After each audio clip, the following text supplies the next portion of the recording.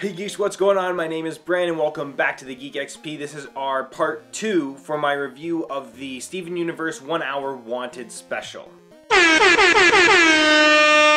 So the second half of this special has the episode Off Colors and Lars's Head. And in my opinion, for this whole 1 hour special, this is the best part. This is, while less happens, I think the things that do happen are the kind of stuff that most Steven Universe fans get the most excited about. So in the last episodes, Steven and Lars are taken to Homeworld and Steven is put on trial before Yellow and Blue Diamond, and we have this revelation that perhaps Rose Quartz didn't actually kill or shatter Pink Diamond. The end of the episode has Lars and Steven falling down this huge chasm, really, between the buildings of Homeworld after hijacking Blue Diamond's palanquin.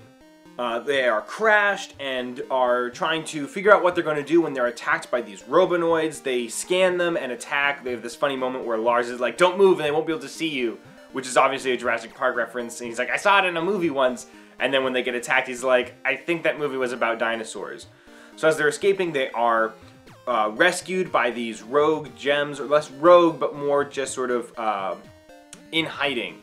And we are introduced to 4 new gem characters. We have the Rutile twins, we have Rhodonite, Fluorite, and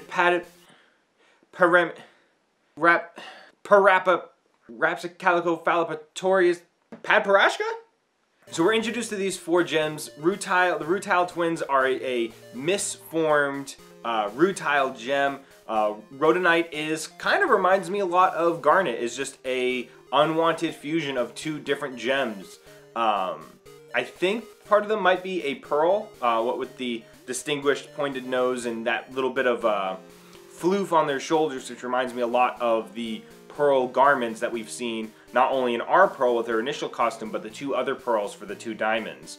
And they served some other gem, so it's very possible that part of their fusion is a pearl.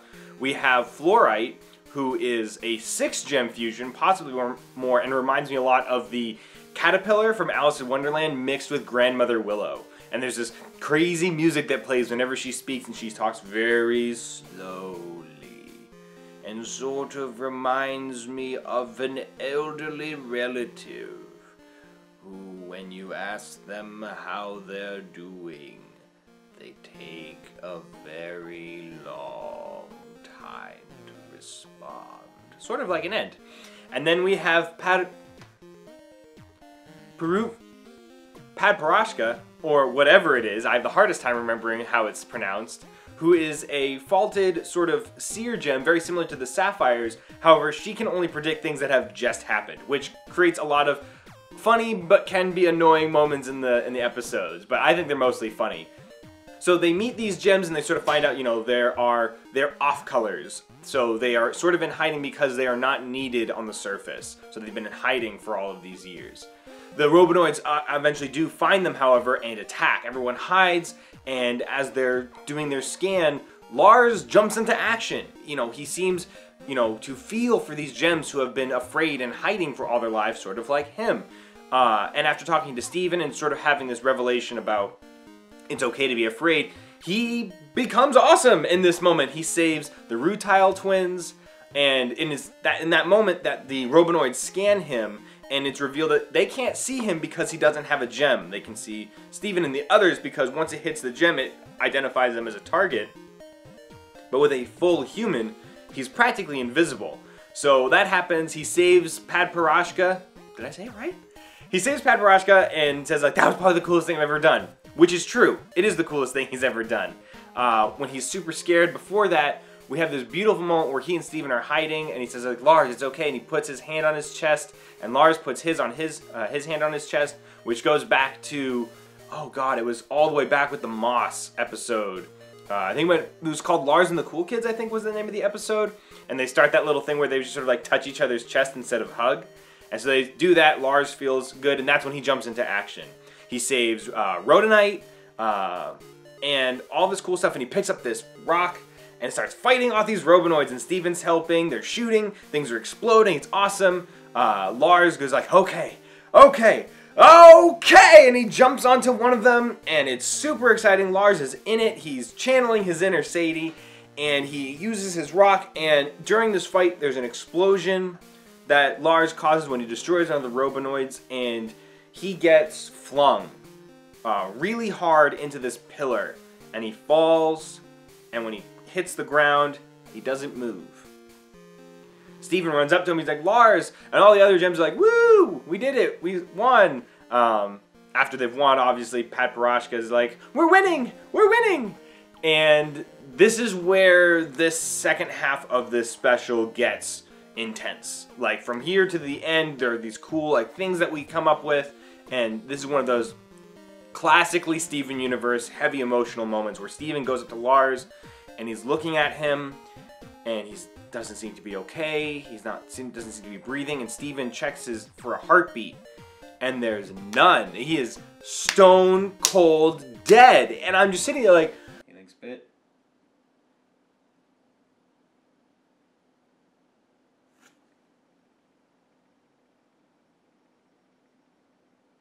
I mean, I was freaking out. Like, Lars was dead. We knew Steven could heal with his spit, but we've never even heard of rose quartz being able to bring back the dead, so as far as we know, this is a permadeath. Lars finally comes into his own, finds his courage, and in that act of selflessness, sacrifices himself. And that was a really intense moment. Steven, when he realizes Lars doesn't have a heartbeat, he starts crying, he like puts his hand up to his face, and the animation that they do, they get these nice, really genuine expressions of grief out of Steven, which is awesome. We get these slow camera pan out where I thought the episode was going to end right there. Where like Steven is holding him, the other gems realize what's happened. This slow camera pan out with this beautiful, sad music, and I thought that was it. You know, Steven was crying something with his tears, maybe. Can he save him? But he was dead. I didn't know what was going to happen. And then his tear hits Lars's face, and Lars begins to glow, and there's this light that comes out from his entire body that originates from where this tear lands, and it covers him. And I didn't realize that at first. I thought it was just the hue change because they were in a dark area. But the glow ends, and Lars is pink. His skin is pink, and his hair is like a white pink. And he's got this cool scar. At first I thought his hair was just white, and I didn't realize his skin had changed color, so I thought his hair had gone white, and he had this cool scar. It's like, Lars, get ready, because you're about to be the main protagonist in an anime, bro. So that's where that episode ends, and then when we jump into Lars's head, Lars is sort of freaking out. He doesn't know what's happened, and Steven is like, I brought you back to life. To which Lars is freaking out. He's like, am I a zombie? What's going on? And in this episode, the main thing is they're trying to figure out, we need to get out of here. The Robonoids are going to come back. Steven and the other gems had covered up the entrance with a large boulder. And we have this interesting moment where Rhodonite and the Rutile twins are pushing the boulder. And then when Steven comes up to help them, it moves much faster. They're like, ooh, strong. And that was a very deliberate moment that the writers and the directors had, to have that moment to show that Steven is considerably stronger than these other gems, even though one of them is a fusion. And I think that might have to do with because we sort of attributed superhuman abilities to all the crystal gems, that they were somehow, like, they were stronger and faster and more durable than humans. But we've seen that Peridot isn't necessarily superhuman in terms of strength or athletic skill. We haven't really seen Lapis been tested in that way. And so I think this sort of shows that Rose Quartz was a warrior gem, so she was designed for combat situations. So Steven has inherited a lot of those powers that we've seen him develop, and one of those is super strength. And just to show that his powers are different from these other gems, which may not be expected to engage in combat. So that was a cool moment, but most of this episode is circulating around what has happened to Lars, and it's sort of a mystery, which Pat Barashka says, like, I predict Lars will change in hue. What a mystery! Which is hilarious. And so this episode goes on. Steven's like, well, you can't be a zombie. You have a heartbeat. And so he goes to listen, and Lars has a heartbeat. And you can miss it. My brother, when he watched it, he thought he didn't have one, that Steven was just lying to make him feel better. It's there. There are 2 beats, and they're really quiet, and they're really far apart. So his resting heartbeat is super low, which means that he can probably run really fast, and he probably has superhuman physiology, which is more details about that is revealed later when Lars is talking about he's touching his hair, and Steven's like, "Ah, even your hair is different." And when he touches it, it glows, and everything makes sense. And by makes sense, I mean is also still has plenty of questions. So it is revealed that Steven can go into Lars's hair much like Lion. And then once those dots are connected, we realize that one, what has happened to Lars has happened before when it happened to Lion. What this also tells us is sort of basically how Lion came to be. We knew that Rose Quartz had a pride of lions that looked very similar to him when we go through the Buddy Journal episode where he meets Rose Quartz out in the desert and she has these lions. And we're sort of like, what does that have to do with our lion? Because they've met him out in a desert. So what we can sort of extrapolate from this and what the writers are trying to tell us and what Steven, I think, figures out later is that at some point this lion died while in Rose's care, and her tears brought him back to life. It might have given him more intelligence, it gave him superpowers, and it made him pink. So what does this tell us about what has happened to Lars? He's become pink. I imagine he's gained some superhuman abilities. We'll have to see if he can maybe shout to create portals like Lion, but I imagine he's faster and stronger than he normally would be. And it's really, really cool. It's really exciting. So Steven experiments with the portal in his hair like Lion's. And sure enough, it takes him to that same dimensional space, that dimensional pocket that is in Lion's head. We see there's a different tree, and I think it's kind of cool if you notice the details about the tree. The one that Rose Quartz had put all of her stuff in sort of resembles a tree that you might see in the Sahara, like in Africa, which would match for the lion. And the tree that is on Lars looks sort of like a maple tree or some kind of other tree that you might find on the East Coast. So we have these two hills now in this dimensional space with two different trees. Steven walks through the grass onto the other side up to Lion's tree and then thinks, wait a minute, and he pops out of Lion's mane back on Earth. So now he's created this dimensional wormhole for himself where he's able to travel, I assume, millions of light years in the span of a few moments between Lars and Lion's head. He gets home, he has a snack, and there's this hilarious moment where he makes himself a peanut butter and jelly sandwich and he's crying big old Ghibli tears. He's like, life is beautiful! And I need that as a GIF now to meme every time like I try new food and it's awesome.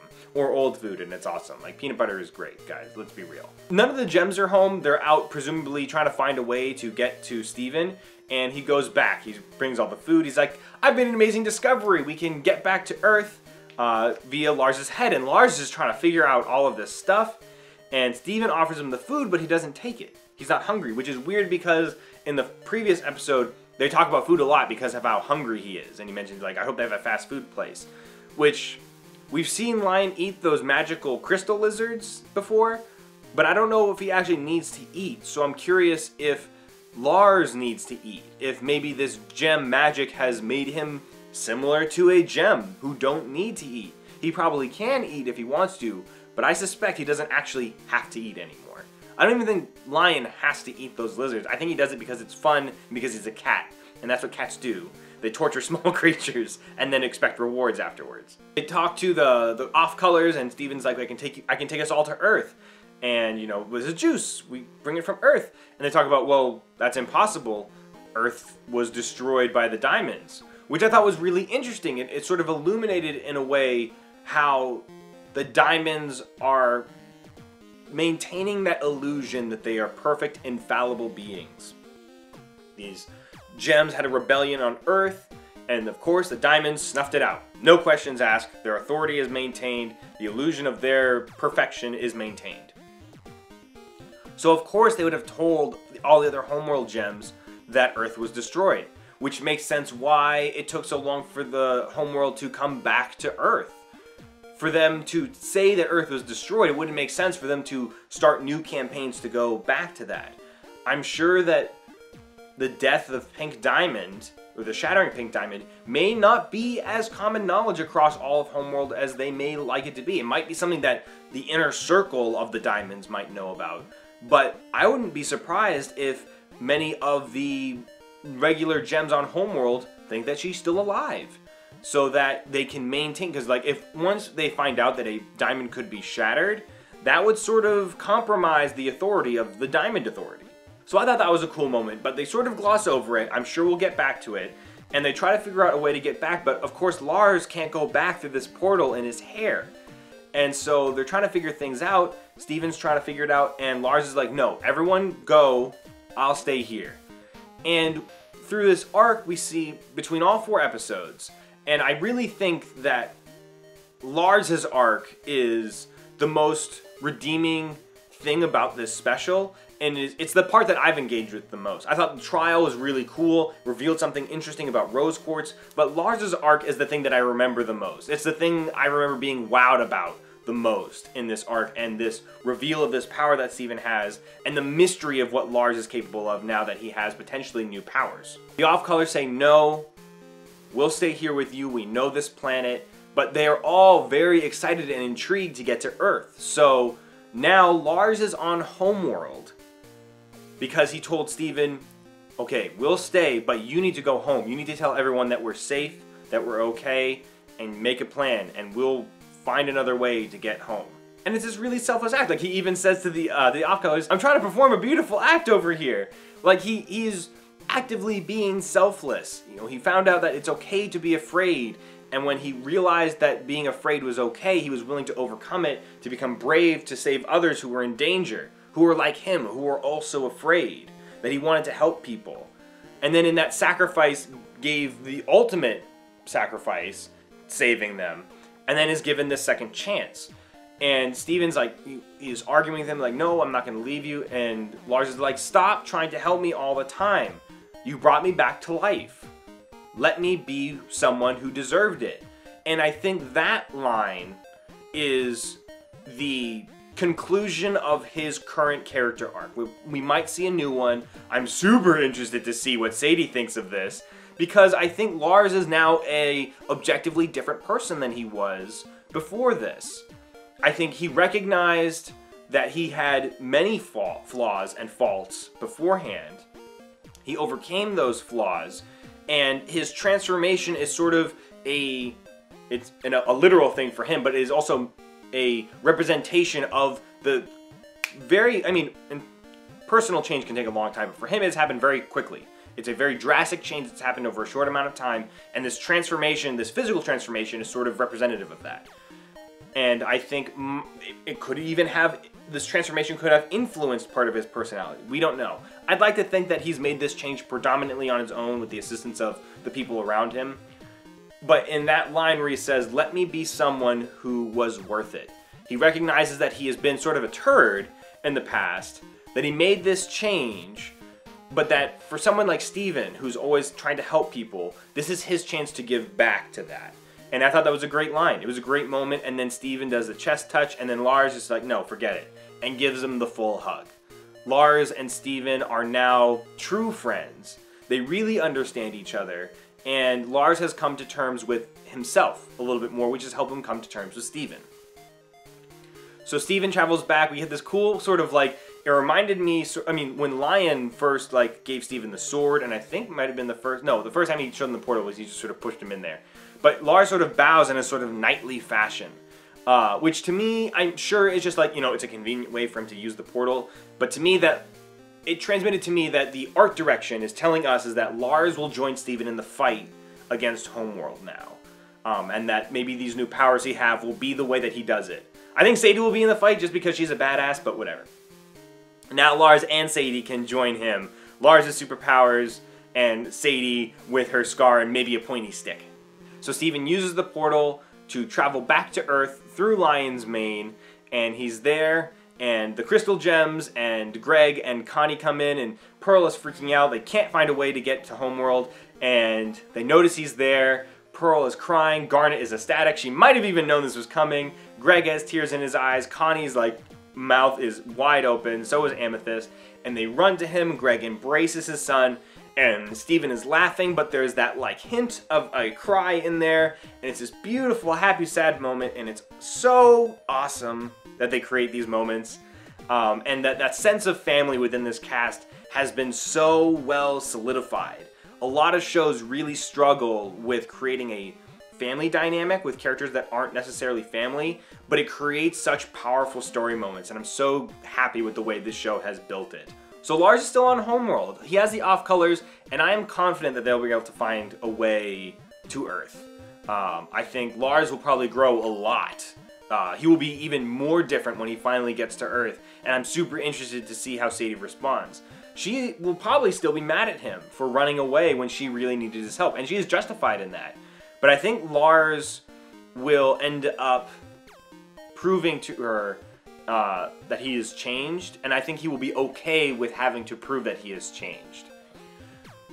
Back when I had reviewed I Am My Mom, we talked about if Lars will help Steven get home, and I thought it was interesting that he is literally the way that Steven found a way home. That he was not only instrumental, he was literally the way back. So I loved this arc. I loved that we finally got a payoff for all of this time invested in Lars. For a long time it felt like this endless slog with a character that was not redeeming at all, and he finally came through, and it was so worth the wait. I loved it. I loved his arc. I loved his dialogue. I loved the way they animated his face when he hits that pillar and falls and dies. It is so well done, like the timing, that you can really feel that impact. And there's that delay as he hits the wall. And obviously if a real person hit that, they would just fall. But in the animation, you can use the timing of that to really get a sense of boom, wham. And then, you know, being hit with that much force, but being that light, and so sort of delaying, sort of like a feather, to give that contrast of force versus the weight of the object. When something has a certain amount of mass, it hits in that way. But when you're that light, that you sort of float there, it really makes that impact feel intense, and for a human, painful. So many beautiful moments, so many great new characters that got introduced. I love the off-colors, I love the Zircons, and we're in an interesting spot now. I'll be interested to see how long it takes Lars and the off-colors to arrive, but the ranks of the Crystal Gems are just growing. And I think they'll keep growing because, like we saw in the previous half of this, I think there's more discontent within the ranks of the Homeworld Gems about the Diamond Authority and the caste system that they're in, that other Homeworld Gems might not have led on to.